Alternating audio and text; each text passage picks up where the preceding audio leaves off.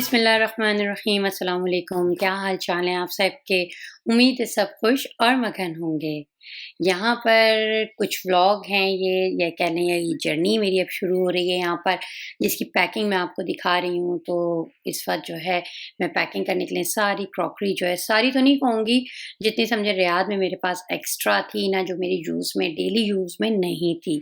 Shooting वाली जितनी भी क्रॉकरी है वो तो मैं नहीं लेके जा रही, लेकिन उसके अलावा की जो क्रॉकरी है ना, तो मैं यहाँ से यही चाह रही हूँ कि इसको मूव कर दूँ, यहाँ से ले जाऊँ। जब मैं जा ही रही हूँ तो वेट भी है मेरे पास, तो मैंने कहा इन सबको मैं अच्छी तरीके से यहाँ से ले जाऊँ।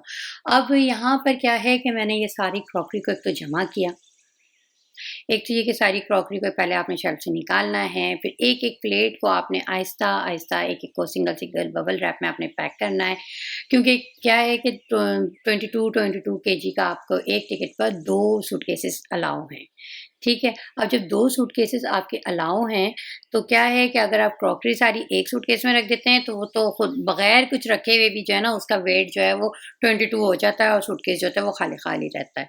तो इसके लिए बेहतर यही होता है कि आप उसको बबल रैप में करें और छोटे सूटकेसेस का इस्तेमाल करें। बस यही सोचते हुए मैंने कहा ये 3 डिनर सेट्स हैं, तकरीबन कुछ 6 के हैं, कोई 12 के हैं, इनको मैं यहाँ से मूव कर दूँ। अच्छा जी, जैसे कि आपने मेरा पिछला व्लॉग देखा होगा, सुना होगा, जिसमें मैंने आपको ये सब बताया है कि मैंने बहुत प्यार से इसकी पैकिंग वगैरह की थी और मैंने उस पैकिंग की रिकॉर्डिंग भी की थी, और उसका मेन पर्पज़ ये था कि आप लोगों को एक इन्फॉर्मेशन मैं ट्रांसफ़र कर सकूँ कि जब आप कहीं पर मूव कर रहे हों या जा रहे हों या कुछ इस तरीके की क्रॉकरी वगैरह लेके जा रहे हों, तो आप किस तरीके से उसको पैक करें। क्योंकि होता ये है 2-4 घंटे की अगर फ़्लाइट है, यानी कि यहाँ से रियाद से अगर कराची की फ़्लाइट है, तो 2.5 घंटे, मैक्सिमम 3 घंटे की होती है, इससे ज़्यादा तो होती ही नहीं है ना। तो वो उसके लिए आप उस सामान को ऐसे नहीं होता, उसको तो आप सामान को बच्चों के कपड़ों में, अपने कपड़ों में रखेंगे क्रॉकरी को और मूव आसानी से कर सकते हैं। जबकि उसके बाद जब आपकी 18-18, 20-20 घंटे की फ़्लाइट्स होती हैं और आपके समझो बीच में आपने कहीं रुकना भी होता है, तो इस तरीके से क्या होता है, एयर प्रेशर की वजह से आपकी जो क्रॉकरी होती है ना, उसका डैमेज होने का डर होता है। तो इस टाइम पे हमने क्या करना होता है कि आपने बहुत प्रॉपर तरीके से इसको एक तो पैक करना होता है, जिसकी पैकिंग की वीडियोज़ मैंने बनाई थी, लेकिन बस कुछ बैड लक हुई कि वो वीडियोज़ डिलीट हो गईं और वो मैं यहाँ पर शो नहीं कर पाऊँगी। ठीक है? तो जितनी है मैंने कहा इतनी तो मैं आप लोगों को ज़रूर आपके साथ शेयर करूँ। चलिए जी, यहाँ पे सारा सामान मेरा पैक हो गया था और ये सब बबल रैप में मैंने किया है, सिंगल-सिंगल चीज़ों को पैक किया है, और अगर किसी चीज़ को डबल रखा भी है ना मैंने, तो उसके अंदर भी मैंने बबल रैप रखा है। एक-एक कप को, एक-एक छोटी-छोटी सी प्लेट्स को, ये आप देख सकते हैं, अलग-अलग पैक किया है। साथ पैक करने की गलती मत कीजिएगा, क्योंकि क्या होगा एयर प्रेशर से, या तो अगर साथ पैक कर भी रहे हैं ना, तो बीच में बबल रैप की एक मोटी-सी लेयर आप ज़रूर लगाइएगा, ठीक है? अभी यहाँ पर मैं इसको एक कार्टन में करके साइड पे रख दूँगी, क्योंकि अभी कपड़े वगैरह जो है वो सारे अरेंज हो रहे हैं कि किसमें कितना सामान रखा जाएगा, क्या होगा। तो ये थोड़ा-सा मैंने टाइम से पहले कर लिया था काम ना, टाइम से पहले कह लें या फिर पैकिंग से पहले करके साइड पे रखती चली गई थी, तो मैंने इसको कार्टन में करके एक कोने में को कर दिया था, ठीक है।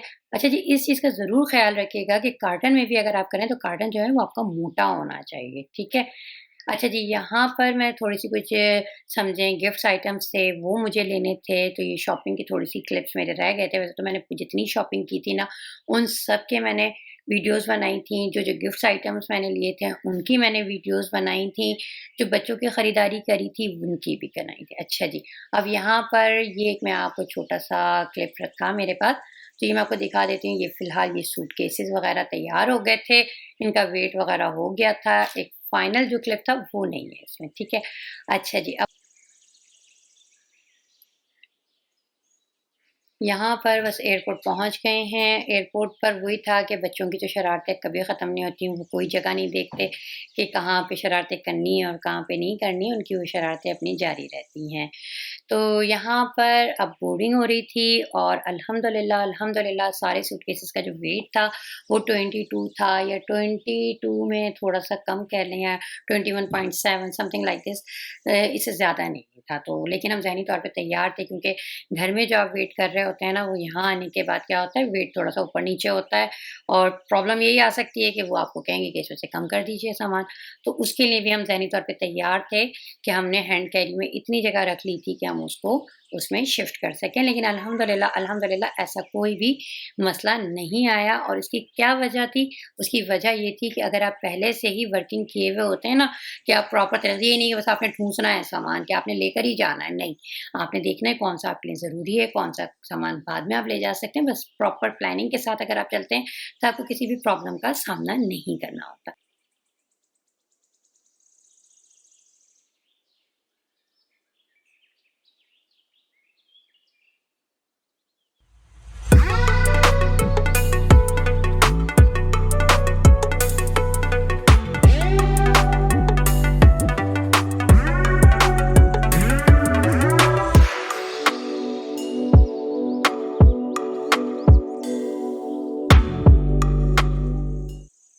चलिए जी, यहाँ पर हम एयरपोर्ट पे पहुँच गए हैं, एलए के एयरपोर्ट पर।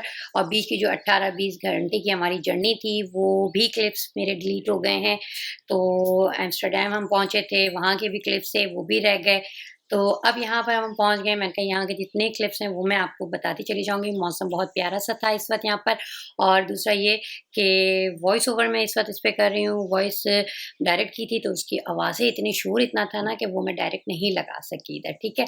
अच्छा जी, यहाँ पर ऐसा है कि लोगों ने हमें बहुत कहा था कि गर्मी है, कोई मौसम ऐसा नहीं है।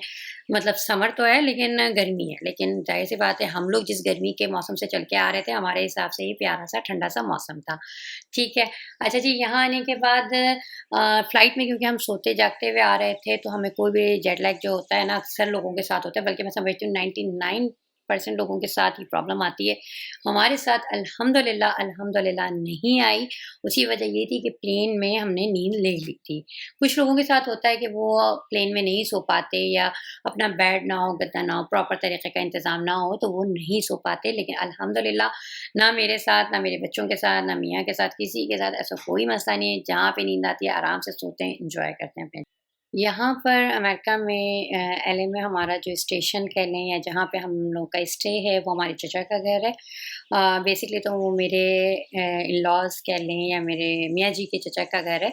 तो यहाँ पर हमारा स्टेशन है, और ये लोग लेने भी आए हुए हैं यहाँ पर। काफ़ी टाइम उन्होंने हमारा इंतज़ार भी किया, क्योंकि बच्चों को फ्रेश अप करने में टाइम लग ही जाता है। और फिर 18 आवर्स की जो फ़्लाइट से आप जब आते हैं ना, तो लाज़मी आपके जो पैर-वैर होते हैं ना, वो सूजे हुए भी होते हैं, थोड़ा-सा चलने में भी आपको वो हो रहा होता है।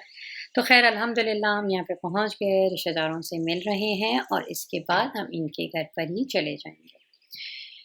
लग नहीं रहा था कि हम बहुत टाइम के बाद इन लोगों से मिल रहे हैं, क्योंकि उसकी वजह, एक सबसे अच्छी वजह तो यही है कि सोशल मीडिया की वजह से जहाँ लोग अपनों से दूर हुए हैं, वहाँ दूर लोगों से बहुत करीब भी हुए हैं।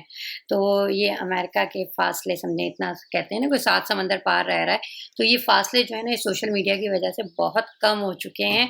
तो बिल्कुल भी एक अजनबियत सी नहीं होती कि बहुत टाइम के बाद हम इनसे मिल रहे हैं। जी, यहाँ पे गाड़ी में सब बैठ चुके हैं। 2 गाड़ियों में तो सामान सवार किया है, या सामान को लोड किया है, और 1 गाड़ी में हम सब आए हैं, और 1 गाड़ी में हम सब आए भी नहीं हैं। दूसरी गाड़ी में बच्चे वग़ैरह, जो बड़े बच्चे हैं, उनको बैठा दिया। और उसका रीज़न ही ये था कि यहाँ पर जो है ना, रियाद की तरह नहीं है कि आपने जो है ना, जितने भी बच्चे भरने हैं, या कराची की तरह नहीं है कि एक ही करोला में आपने सबको भर दें, चाहे 8 भर दें, चाहे 10 भर दें, कोई मसला नहीं होता। यहाँ पे सीट बाय सीट बैठाना होता है, जिसकी वजह से जिनकी फैमिली मेंबर ज़्यादा होते हैं ना, वो 2-2 कार को करते हैं, ताकि जो है वो प्रॉपर तरीके से चलें, ताकि उनको कोई टिकट्स ना मिल सके। तो बस इसी तरीके से ये भी हुआ कि हमने कुछ बच्चों को दूसरी गाड़ी में बैठाया, जिसमें सामान वगैरह साथ में था, वो भी चाचू की गाड़ी थी, और ये भी समझें। और इसमें भी ऐसे ही था कि सीट बाय सीट बच्चों को बैठाकर ले लाया गया। चलिए जी, यहाँ पर हम चाचा के घर पे पहुँच गए हैं, और माशाल्लाह से बहुत मज़ेदार सा इन्होंने डिनर अरेंज किया हुआ था, और रिश्तेदारों को भी इन्होंने बुलाया हुआ था, इनवाइट किया हुआ था। इनके ये बैकयार्ड है, जिसके अंदर बच्चे जो है ना, जाते के साथ ही खेलना शुरू हो गया। और वही बात है कि बच्चे तो थकते ही नहीं है ना, बस उन्होंने तो खेलना है, जहाँ जो जगह मिल जाए उन्होंने खेलना है। बहुत प्यारा मौसम मिला हमें माशाल्लाह से, कोई गर्मी नहीं थी, प्यारा सा ठंडा-ठंडा सा मौसम था। और बस यहाँ पे खाने का लग चुका था। अब खाने के साथ जिस तरह से लोग इंसाफ करेंगे, वो भी आप इस वीडियो में, इस क्लिप में देखिएगा। और माशाल्लाह से बिल्कुल ऐसा नहीं लग रहा था कि आप एक तरीक़े से दूसरी कंट्री में आ गए हैं, या यूएस वग़ैरह में आए हुए हैं। बिल्कुल वही घर का सा माहौल, वही देसी माहौल हमारा जो होता है ना, बस हम वही था। और खाने भी इतने मज़ेदार से थे। और एक आप कहते हैं ना प्लेन में, क्योंकि हमने मुस्लिम वाला मील कराया हुआ था, तो उसमें उन्होंने सिर्फ़ हमें वेज ही उबला हुआ सा दिया था। तो वही बात है, आपने खाने को अलग रखना होता है, क्योंकि वेजिटेरियन अगर आप चले जाएँ तो बेहतर रहता है, मुस्लिम्स की तरफ का खाना जो होता है ना, वरना आपको पता नहीं होता कि आप क्या खा रहे हैं। चलिए जी, बस खाना हो चुका है, मीठा चल रहा है, मज़ेदार सा केक है, देसी सी जलेबियाँ जो कि हमारा समझ लें पाकिस्तानी मीठा एक तरीके से होता है, बहुत मज़ेदार सा। तो वो ये है, बहुत सारी बातें आपसे करनी है मैंने, और ये मज़ेदार सी आइसक्रीम भी बहुत मज़े की थी। अच्छा जी, बहुत सारी आप लोगों से बातें करनी है, बहुत सारे किस्से आपको सुनाने हैं, बहुत सारी कहानियाँ आपके साथ शेयर करनी है, तो देखते रहिएगा ये व्लॉग। इंशाअल्लाह ताला अगले व्लॉग में आपसे मुलाकात होती है। इस वक़्त आप मन्नू को इजाज़त दीजिए, इंशाअल्लाह ताला कल किसी व्लॉग में आपसे मुलाकात होती है। अल्लाह हाफ़िज़।